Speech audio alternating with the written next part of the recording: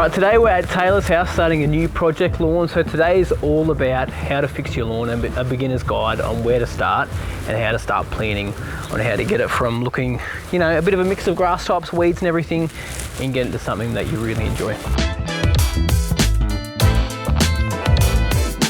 So when it comes to first figuring out how to fix your lawn, you've actually got to assess your lawn and see what grass types are in here, the weeds, and decide if you're going to get rid of some of them.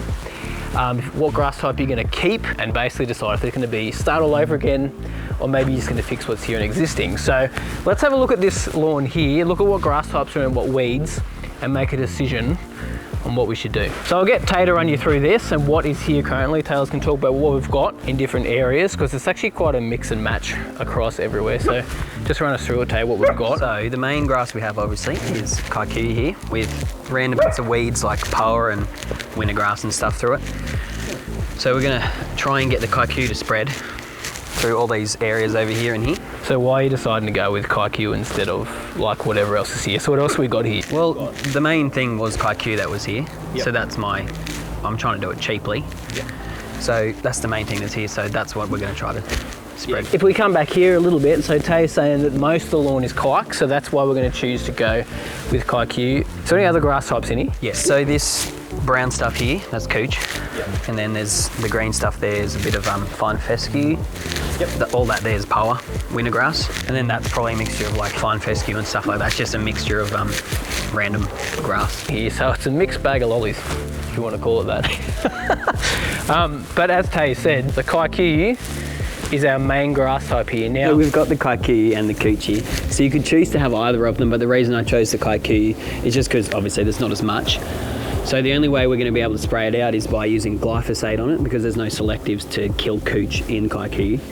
So that's one of the main reasons why I want to keep the kikuyu. Plus the kikuyu will probably do better in this area because it's a lot more shaded. So because kikuyu has a little bit of thicker leaf blade, like a little bit wider, it does handle the shade a little bit more. Not a ton more, but just that little bit more, that it'll probably do a little bit better in that shaded spot over there. So we're gonna have to spray that out. We're not gonna do that today. Today we're just gonna deal with some of the grassy weeds, like our winter grass, a little bit of onion grass in here, a couple of broadleaf weeds, but not really. I'm interested to see, I'm not sure what this is. If it's annual ryegrass, what we're going to spray today is going to kill it. If it's not, we may have to glyphosate that area there too, just the same way we're going to do it with the cooch. Now, the cooch is dormant at the moment, so we actually can't put any glyphosate out because it's not going to have any impact on killing it. I need to have some green leaf to actually spray out the cooch grass itself. So now that we've assessed our lawn and figured out what's in here and what we want to keep, what we want to get rid of, really good idea to make sure you do a pH test of your soil, just to make sure that your lawn's going to take up the right nutrients. When you try to seed or something, it's actually going to grow nicely too.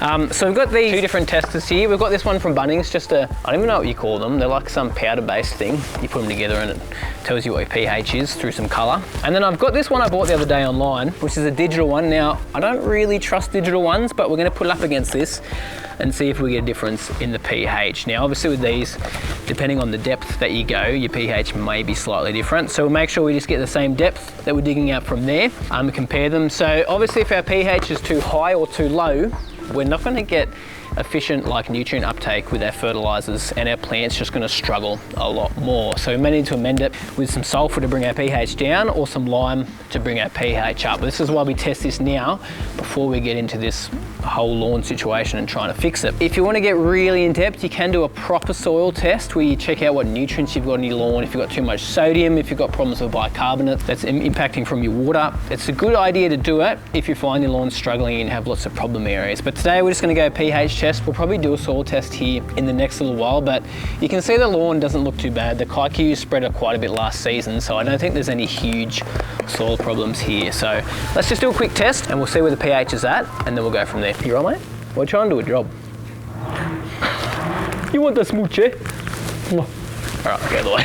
So we'll do it first with this tester here. You get a little bit of soil. Oh, is that the camera? I'm sorry. We're gonna get it from the sort of the first top layer. Oh, you got some nice clay here. Classic orange clay. We'll just break a bit of it up. We're just going to go in the first little bit.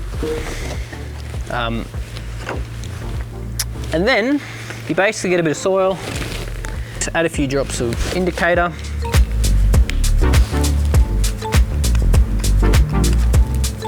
You basically check to see what colour it is.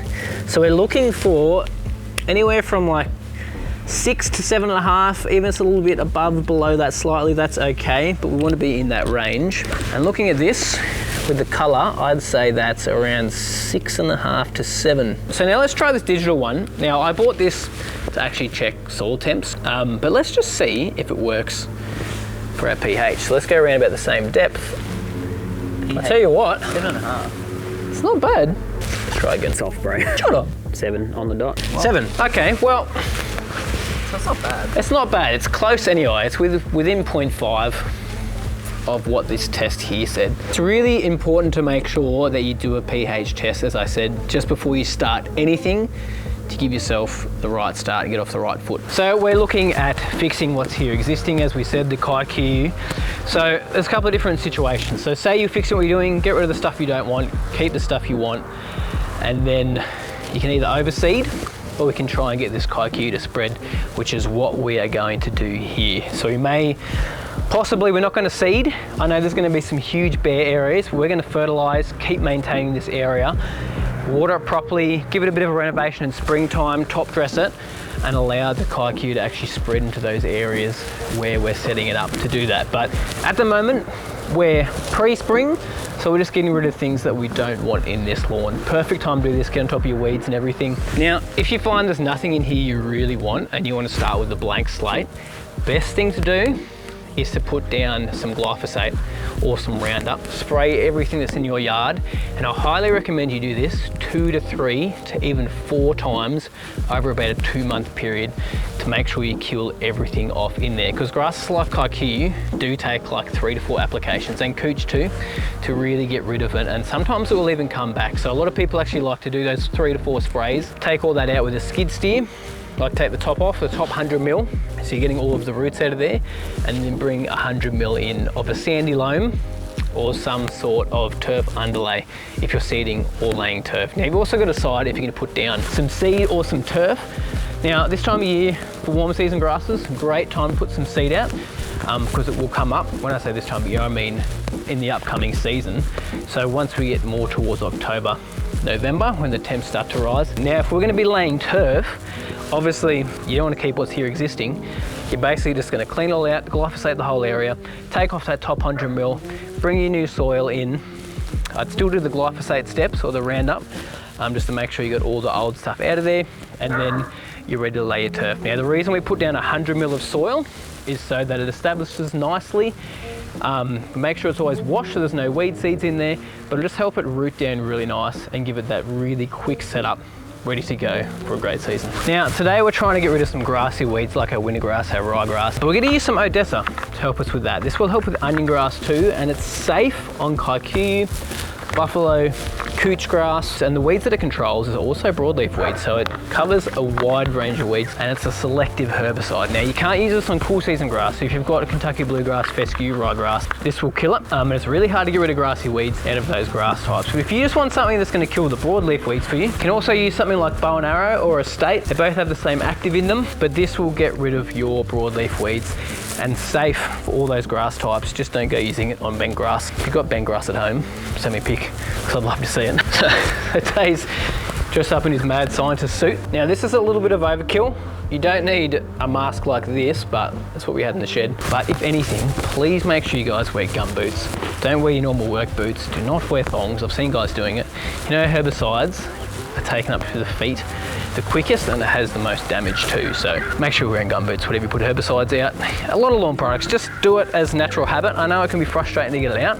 You can get sick if you don't do the right thing. First thing when spraying is make sure you know the size of your yard. Now, I like to use 4 litres per 100 square metres of water, and then I add my product on top.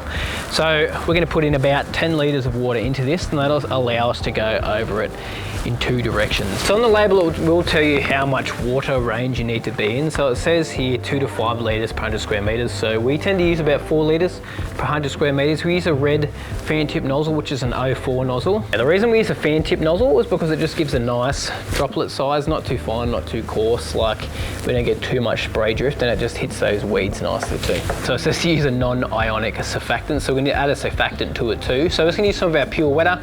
Just put a capful in there, so not a ton, just to help the herbicide itself actually stick to the leaf.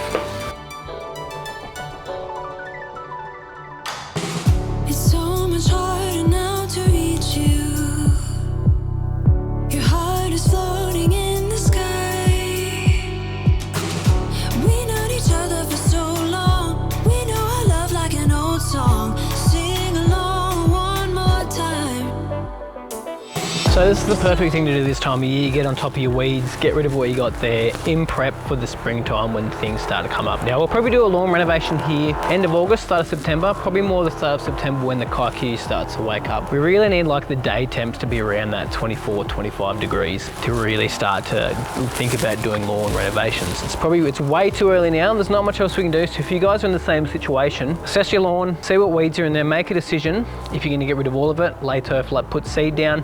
If you're doing cool season grass and seed, just be aware it is harder to get it established for the summertime. Always better to do cool season grass in the autumn if you can, but if you have to get it out now, so cool season grass, ryegrass, fescues, and also your Kentucky bluegrass and bent grass too. But yeah, if you're doing something like warm season grass like kaiku, cooch, great time of year to do this. Put some seed down if you're going to, or if you're going to turf it, you can really do that any time of year.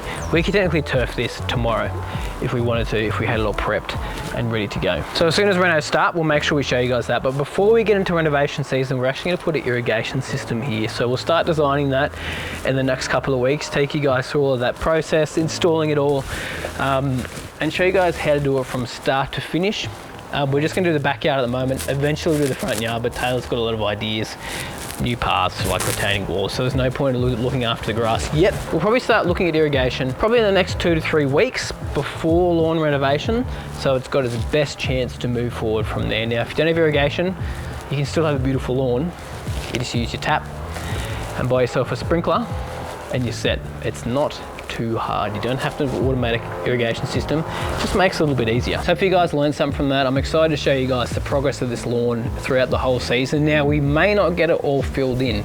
Be aware sometimes if you're trying to repair it like this and you're not overseeding and you're not putting turf down, it may take us 2 seasons to get complete coverage. That's fine, but we're going to keep up a fertilizer schedule, show you guys what we apply, obviously show how much we're watering. I'm going to show you everything, and if we come and run into any problems too, we'll make sure we show you that too. Now be aware, we're coming up to pre-emergent season and also insecticide preventative season, so mostly for African black beetle. Now towards the end of August you want to get that out, so we're at the end of July, so in the next couple of weeks you can really start applying those. Now we won't use any pre-emergent here because we're trying to get the area to fill in. We technically could use some pre-emergent selectively on the kaiku up the top that we're not getting rid of, so we may do that just to stop weeds coming in there, but we're probably not going to do it this season. We'll worry about that next season. But we're all going to put down our Acelepryn though, so we'll make sure we put Acelepryn down here in the next couple of weeks just to make sure we don't have any grubs in this area, because you always find once you start looking after your lawn, grubs seem to turn up.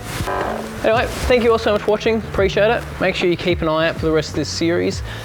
It's going to happen over the next, oh well, who knows, could be the next couple of years, but at least the next 12 months you'll see a ton of progress. Anyway, see you guys in the next vid. Bye. Say goodbye, mate. Goodbye. Goodbye, everybody. Bye.